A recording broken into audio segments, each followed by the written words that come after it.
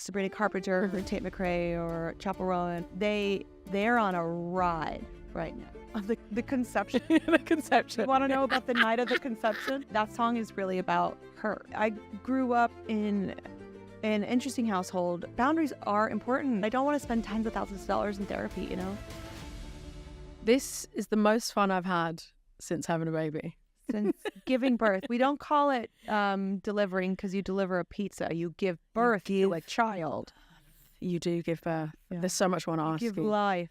So much I want to ask. But you've given birth to your new album. I have. 143. It's a new era. It's coming September 20th. I am fully pregnant with it. And it is a very active baby. So much dance on this record. Well, we're going to get into it, but firstly, I want to know how all of that work was conceived. So let's go to the start of your life. The conception? The conception. You want to know about the night of the conception? What was your childhood like, Katie? What was it like growing up for you? My childhood? Oh my gosh. You know, it was interesting. It was a little sheltered at times. I grew up in a pretty religious household, but I started singing at 9, playing guitar at 13. I Kissed a Girl came out when I was 23. I'm 39. I'll be 40 this year and feeling fabulous. Yeah, looking fabulous. Thanks. I was fishing. But I just feel like really, I'm definitely operating from a different space after having my child. I think, you know, anybody that's been on this journey, they may be able to relate, but there's just like a feminine divine that I've connected with, that I am in tune with, that's where Woman's World came from. It's just that connection to divine, the feminine part of you. Yeah. Before you got into music, what were you doing? Like, what was your first job? Well, I was always singing. I actually sang. One of my first jobs was busking at the farmer's market. Oh, wow. Farmer's market here? Yeah. So on the street, and I'd open my guitar, play my songs at 13, and people would pay me in avocados and coins and things like that. And that was one of my first jobs. And then I also worked at the Gap. Oh, nice. Then I ended up doing a commercial for the Gap years later, and I was like, wow, this is so full circle. Yeah. Not in the fleece section, folding. I'm in a different section now. But I had a couple of odd jobs. I was never a babysitter. It was because I would always believe it when the kids said, yeah, my mom will let me have all those Oreos. Oh. Yeah, at 8 o'clock. I was like, really? Your mom lets you eat Oreos at 8 o'clock? Let's go. Work. No. But I was a fun babysitter for sure. Yeah. That's why Daisy, she always has a lot of fun. Oh, we have so much fun. Like right now, literally, she's at high tea, but it's dinosaur themed. Oh. I know. I just find these things. I follow all of the mom blogs in London. That is amazing. And then she's going to the animatronic dinosaurs. And yesterday, we went to Hyde Park, and we went to the Diana playground, which we love so much, and got ice creams. Oh. It's just the best. How old is Daisy now? She's almost 4. Now, I've got a little bone to pick with you, Katie, because we had a chat when you were pregnant, and I suggested that you should name your baby Fleur. Oh. And you went with Daisy. Well, but instead. Fleur is flower in French, right? Yeah, I thought it was perfect. So you maybe planted the floral seed. Okay, I'll take that. You did plant I'll take that. That is so funny. I did do a bunch of interviews during that time, and one person, they called it. I was like, wow, oh my gosh, I can't believe it. But I was actually going to call her something else, which was a totally random name, and I'm not going to. Not even going to share it. Yeah, Jupiter. Oh, okay. Yeah, not different. Yeah, different. It's the luckiest planet, so I was like, let's set her up for success, but she is not Jupiter. She is Daisy Death Bloom. So what is your favorite stage, I guess, so far? 'Cause Now. I'm 4 months. I'm in the 4 months. Your heart is just expanding. You're getting used to it. You're like, oh my gosh, this is my new life, my new world. Yeah. But she's just, she is the joy and inspiration for this record that's coming out. There's so much light and so much love and so much joy I want to share with the world. And that is, I've always wanted to make a dance record. And this is definitely heavy on that. Mm-hmm. There's a song called Lifetimes that I've been previewing lately. And that song is really about her. I wrote it about her because I tell her, and we talk about this a lot. I say, will you, right before we go to bed, I say a couple things. I say, I love you, of course. And then I say, will you find me in every lifetime? Well, and she says yes. And, but the funny thing is this summer we've been at the beach a lot, and I ordered these chocolate pirate coins off of Amazon. mm-hmm. And so I will hide them when we're building sandcastles. So if she's digging, she finds a chocolate pirate coin. She's so thrilled. Oh. So the other night she goes, I go, I go, will you find me in every lifetime? She goes, yes, and we'll find chocolate coins. Oh, that's so now it's beautiful. like, she just melts my heart, and she just made me so whole. And I was like, it's everything I was ever looking for. Do you look at her and like, does she remind you of a younger you? Is she similar to you in any way? She is not shy. So yeah, we are both not shy, and we are both spicy, and definitely, in touch with our emotions, and creative. She loves to paint. She's very hands-on. She loves to dance. She loves to. She just now, like literally this summer, started singing Roar, and she sings it with her whole wow body. And I'm like, oh, that's a hard song to sing as well. Then she also just started singing Peacock. Okay. Which I feel like is my karma. I'm sorry to all the parents that I did this to 10 years ago. I now understand what I put. That is hilarious. Yes. So Daisy Dove is listening to Peacock, singing Raw. And she knows Lifetime. She knows all the songs. She actually has like a little intro on one of the songs for the new record. Oh, amazing. Yeah, she loves music.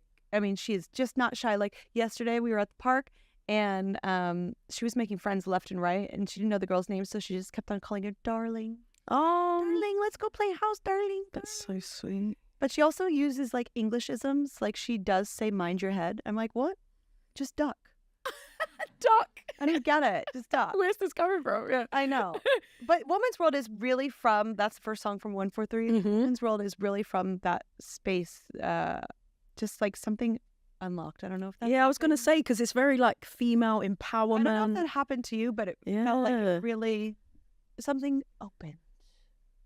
But the thing is, you've always been like a champion for that, for like empowering women, supporting the LGBTQ plus community. Like, yeah, that's really important to you, isn't it? It's always been. I think I grew up in an interesting household, and my mother's so smart, and she's had an opportunity now in the later stages of her life to become like a really strong feminine woman and use her voice. And so I just wanted to grow up and be strong and powerful, and not be held under anyone's thumb or yada yada. But it's important for me to use my voice because I have a platform.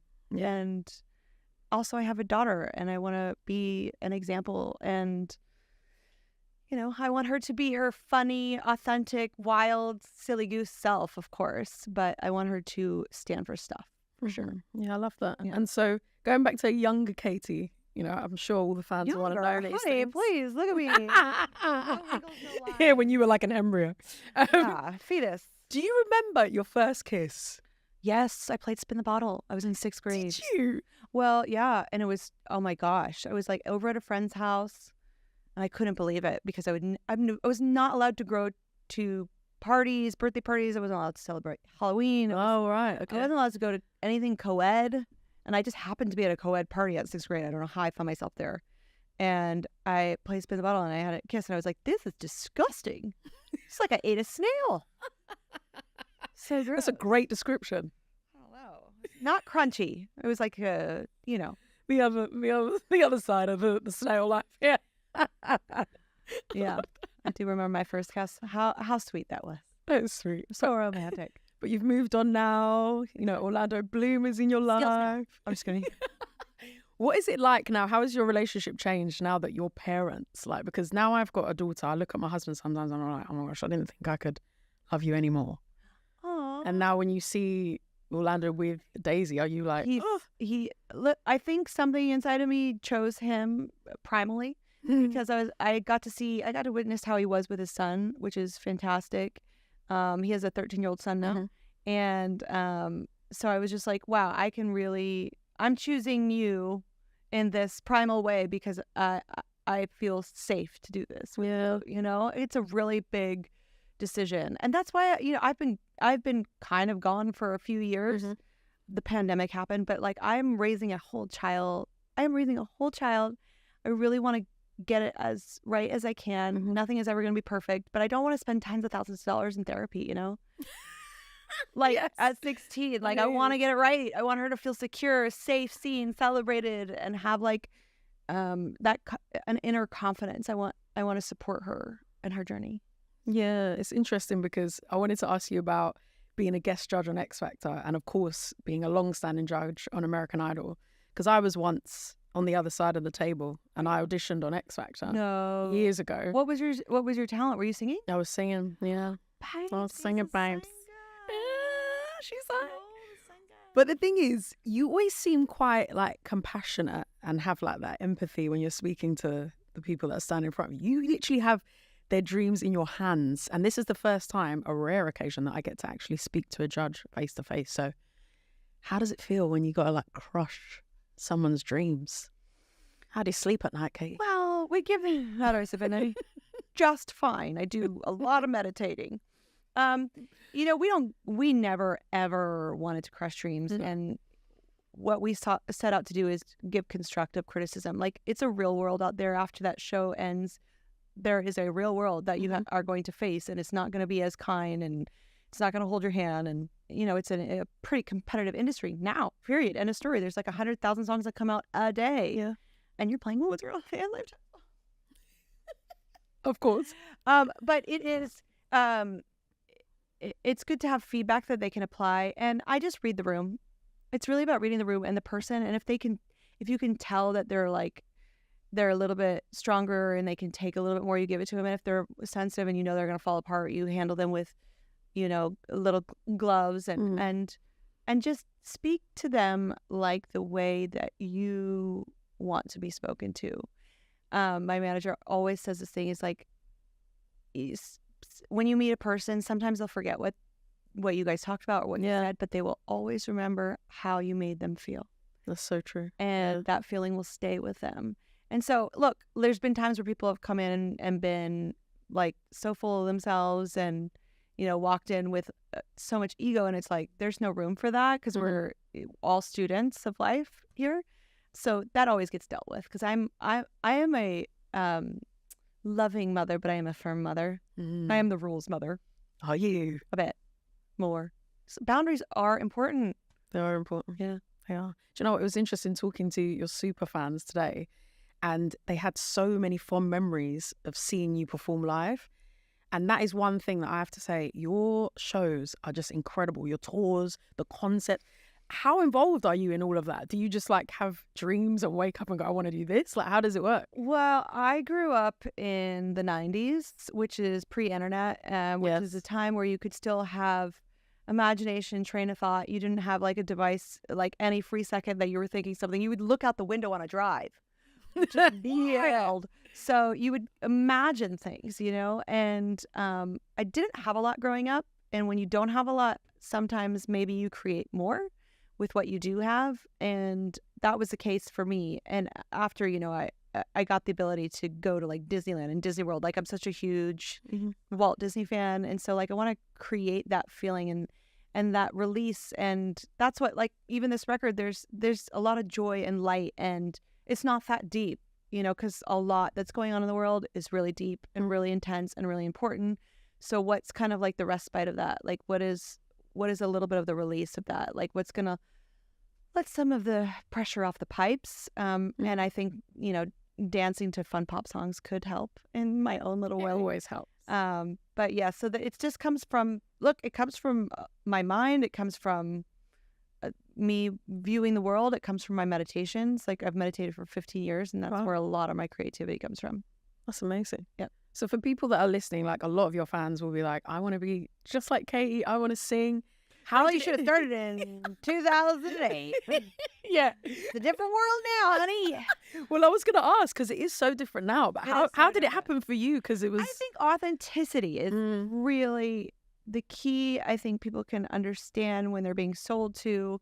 They can smell out frauds, like being your authentic self. And I feel like I've always been my authentic, freaky self. And somewhat unapologetic, and just, I've been living my life in the spotlight for over 15 years now. But I think it's to find their own voice. And when I write, a lot of times I write about either like pop culture-y zeitgeist things, or write from a true emotion, or writing something very vulnerable. Even in my first record, there were songs I was like, I can't put thinking of you on this record. It's too vulnerable for me. I'm thinking about someone while I'm still with another person. It's like like writing songs from your inner thoughts, you know, that you're processing. But you just got to be like original. You got to be original. And Do you remember like the moment that everything changed? Was there like a moment where you were like, oh, I'm not the regular Katy anymore. This is like, I've always been regular. I'm Katy Perry now. No, I've always been the same. I just like get to play with more. Yeah. You know? I do remember like Madonna shouting me out one time on the radio, and that was when some shifts started to happen, and I was so grateful for that. And that's why I always am like, oh, I want to bring new artists on tour with me the next time I go out, or like I have a song featuring Doechii, I have a song featuring Kim Petras, I have a couple other songs, you know, with not newer artists, but just like artists that are newer than I am, right? I love championing their voices as well and giving them a little shine, because it happened to me, and I know how much that changed my life. Well, yeah. What was that moment when you had that little shine? I was like, what? It was that when Madonna shouted my song out. That was it. It was like, oh wow, and then things started to shift, and I was on Warped Tour, which is like a crazy tour in the States it was like a punk rock tour, and I was like one of the only females on that tour. There were a couple other bands, and it was like, you know, it's like 50 bands all on the road together, a traveling circus of punk rockers that don't shower. And I didn't shower. I showered sometimes. But sometimes every other day. And that's where I learned how to crowd surf, and I crowd surfed there off the stage. And I actually also just crowd surfed in Barcelona a couple days ago. Did you really? Yeah, I did. Oh my gosh, I love it. I went out to the gay club, played them Lifetimes. They loved it. I went to celebrate because it was the end of Pride in Barcelona, literally like 3 nights ago. 3 nights ago. It's on the internet. I don't know. And I bought the whole club drinks and shots and played them Lifetimes, and they loved it. And it was so fun. And it was just super spontaneous. We were like, wait, it's the last night of Pride in Barcelona, and we just wrapped making a music video? Let's rage. Yeah. Yeah, it's wild. I love it. You're constantly making memories. It's amazing. I woke everybody up from their sleep. I'm like, I'm ordering a round of Cosmos. Let's go. Let's do it. Yeah. I can't believe it. It's your 7th album, 143. We're in a new era. Well, if you count my gospel record, it would be my 7th album. I'm counting it. Okay. Yeah. Your roots. Roots. It is, but yeah. So when the kids do say, "Where's KP7?" I will say, "I gave it to you." Yeah, because the moment the record 143 comes out September 20th, on September 21st, they're gonna be like, "Where's the next one?" And you're like, I just okay. It's like, when are you gonna have the next child? Yeah. Like, are you serious? Are you serious? After I just did all that, I did all that, and I'm still doing it. I'm still rocking in the same corner for 6 weeks. My boobs hurt and everything. So, sorry, but this image behind me, I'm just like, goddess. Thank you. You have a baby. We've worked really hard. You're just living life. It's like, if I'm gonna go back into this game, let's go hard. How does it happen though, Kate? How do you swimming? How do you... I love to swim. I seriously, that's like my sport. I have at home, I belong to a club that has an Olympic-sized pool. Oh, wow. And I do laps. And that's my meditation. It's so good for my voice. It's so good for my breathing, all of it. Circulation, brain oxygen, all of it. Yeah, I can feel like this new era, like you were saying, you've stepped into like this divine feminine like energy, and I can feel that from you. And honestly, like, you know, as a new mom, or just as a mom in general, like, I can only have 1 or 2 drinks now, and then I'm toast. Oh, it's over. Yeah, it's done. Then it's done. Those days are over. Those days are over. Like, being hungover with a toddler is demonic. It is not. It's like you don't want that to come upon you. Well, the thing is, so many people say, like, you know, it's important to get back to you, like, you know, after you have a kid. But I always think that you're a new version of you. Like, you're never really going to be the same, but in the best way. Like, have you the found best way? Yeah, it's everything I was ever looking for. And I'm glad I did it on my terms and my time. You know, like, I had a baby at 36. I had already climbed many mountains and seen many views, and just so glad that I could be in that position. Felt really privileged to be in that position, to be able to make that call and bring her in intentionally and do the work before, and, like, you know, just like check off goals and stuff. and it's changed me forever. And it's my gift. And that's the thing is like, I'm like Orlando is my partner and I love him so much. And sometimes soulmates, like I'd call him a soulmate, but like when my daughter arrived, I was like, oh, you've been looking for me this lifetime, like every lifetime. It could be your dog, it could be your best friend. There's this magical energy when you look in their eyes. There's just something like that lights up your all of your cells. It's amazing. Never be the same. You should try it. You should try, guys. What was that specific golden moment that kind of gave you your big break? So what was the actual event that happened that sprung you like into this industry? We're talking here like 6 albums in, 7 albums in. What was that moment? It was accumulative. It wasn't just one thing. It was like I've always worked really hard and I put in the work, and it is so important to do that as an artist, even a new artist. I mean, you think once you've made it, you're like, oh, I'm just gonna retire on my little island. It's like you are working. I've been working for over 15 years now, and showing up, and still super appreciative of my fans. Like my fans put me on the map, and they are the reason why I'm where I'm at. They relate to the songs. They use them every day, and they're in the soundtrack of their lives. I would not be anything without my fans. And also, like, even now, like, they've shown up in ways, and like a lot of my fans are like grown-ass adults with lives now, but they are showing up and they are writing hard for me, and I am going to give them everything I can. Anything I can't give Daisy, or anything I have after Daisy, I'm giving him everything. I'm gonna do both. I can do both. We can do all things through Christ who strengthens me. Amen. You mentioned climbing many, many mountains. Yeah. Is there like a time along your journey, like musically, where you were just like, oh wow, this is tough. I don't know if I can climb this one. Someone's got to hand me another rope.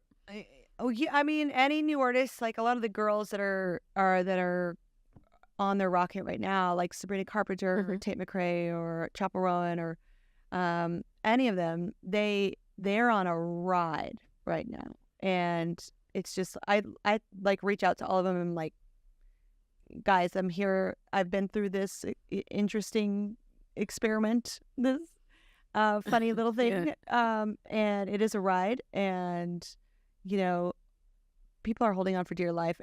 In my 20s, it was really intense, but every decade, they say even your 40s is even better. They do. But your 20s, you care a lot. Your 30s, you care a lot less. Your 40s, you got 0 Fs. So how do you feel stepping into this era now with like a little breakaway? Like you've come into it, the music industry's moving so fast. Like how different is it for you now? Well, it's different because my joy is not outside of myself. My joy is here. My joy is in my family. And so I am like super fulfilled and super happy, and I'm creating from a space that just wants to bring light and joy and hopefully encourage people to be free and dance. And everything else, the world is moving at such an intense, fast pace, but I'm just trying to bring my light in any little way I can. And like I said, it's a record I always wanted to make. This checks like a life goal for me to make a dance record. And so I hope that when I get to go and play it live, it'll be the same feeling. Everybody will be moving. I want everyone to sweat. Oh, we'll be sweating. Yeah, we'll be sweating. Have you already got visions for what your next tour is going to look like? There's always visions. We got visions on visions on visions. Yes. And I'll be here again, I think, at the end of this year. So we are going all over the world. We're going to be putting out the record September 20th. It'll be the same day I play Rock in Rio in Brazil. Wow. I go to Australia after that. It's just zip. We're zipping. It's interesting, like, listening to you talking about when you were younger and how you had quite like a sheltered and strict like upbringing. What do you think that young Katy would say now if she could see like what you're doing now? From wherever you were, like picture that. Put any limits on my dreams. Yeah. I feel like I was born for this. It's my purpose. I feel like everybody has a purpose and a destiny to fulfill, and I am playing my cards right. Absolutely love that. I hope. Yeah. We'll see. I guess We'll the see. the karmic outline at the very end will be like, well, you could have done that one a little bit better. Well, I guess I'll have to come down back to this prison planet again. Boom. Here I am. What do you think is the lasting message that you want your fans and people to get from this album? Well, the record is called 143. It's a party and everyone's invited. Everyone is invited. My fans, I always tell them, like, the community rules are be kind and inclusive, and if you are representing me, you're speaking for me, speak from a place of kindness, love, and do unto others. But I think 143 means, for me, it's my angel number. Have you heard of Yes. chat like this? It's my angel number. So a couple years ago, my family was going through a hard time, a medical situation, and it was really intense for us. And I needed some guidance, and I was like really anxious, and I was going through therapy, and this was while I was having my residency, actually. And I started seeing 143 everywhere, and I was like, what? This is so wild. What does that mean? Because of course you could see 1111 sometimes, and everyone sees that, I don't know. And then I looked it up and it says, oh, it's the digital number for I love you. And I was like, oh my God, my angels are trying to say they got me, they love me, they want the best for me. And I feel like really like safe when I see it. And I feel so full of love when I see it. And so I just want to give that love out into the world. And it's so funny, like I will see it in the wildest ways everywhere, not just even a clock. Like maybe, I don't even know if the fans know, but I tell you the honest to God truth that I did a residency in Vegas and I had these blocks at the show, and they're the number blocks because it's all larger than life, kid kind of playful theme. Yep. And I would step on these blocks every night, but I would only ever see these blocks from one angle, and they were totally different numbers, right? From one angle, because they have different numbers all over them, right? Yeah. Well, from the front audience, they saw 143. I never saw that number. I never. Oh, knew really? I never knew it was 143. I never saw any of it. And they're like, yeah, That we makes saw sense. that. But I never saw it. We checked through emails, we checked through hard drives, and we were like, oh my God. It just feels like it's all so it's all meant to be. Because like my friends were like, oh, she knew that this was happening for a while. Like I found that out 3 days ago, and I was floored. I was like, they're getting louder. They're getting louder. That is so cool. I love the research and the intricate detail that your community go to. That's the greatest thing, is like if I'm ever lost, I know my fans will find me. Yeah. They will find you. They will find me. The coordinates. Yeah. For free. Coordinates. The Exactly. coordinates. What is it like having that connection with your fan base? Because they ride hard for you. They ride hard, and they're creative, and they're successful, and they resonate with the music, and they support me, and I support them. And I mean, like, usually when I'm on tour, I always create something really unique and super special for them. I always make time for them. I hear them out. They want lifetimes. Fine, you get lifetimes. If you want it, fine. Fine, you get it. And there's many songs on the record that are coming out before the record comes out, because when the record comes out, it's like, where's KB78? But I just want to share with them and feed them. I want to feed them. Feed them. Feed your children. I'm feeding my children. I like it. Yeah. Actually, I make the best breakfasts. So if anyone wants to come over for breakfast. What's your specialty? I'm really good at avocado toast. Ooh. I know that sounds crazy, but like it's like What's special about your avocado? Okay, so you do the olive oil, you do the truffle salt, you do the balsamic glaze. Truffle salt. Not just the balsamic vinaigrette, you do the glaze. And I don't do crusts. I take the crust off. Take the crust off. I toast it. I do a thin layer of butter, and then I will fry an egg and put it on top, and then the yellow yolk will just spill all over. And if I want to get crazy, I'll mince some onions and some tomatoes. Oh, that sounds delicious. Mince. That mincing will take me an hour. That is a lot of love and dedication into that avocado toast. Daisy loves it. She doesn't even know how to say avocado toast. She says avocado toast. Avocado toast. Oh, she needs to mind her head, bless her. Mind her head. So sweet.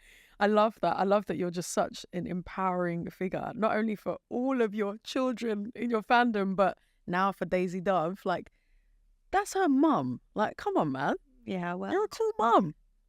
am I a cool mom? You are. You're an amazing I mum. might be her mom, but I'm just so excited for what she will be. And it can be anything. What do you think? Do you think she's going to sing? She literally can work in a garden. She could literally be a dentist. Love it, yeah. She could literally be a lash esthetician.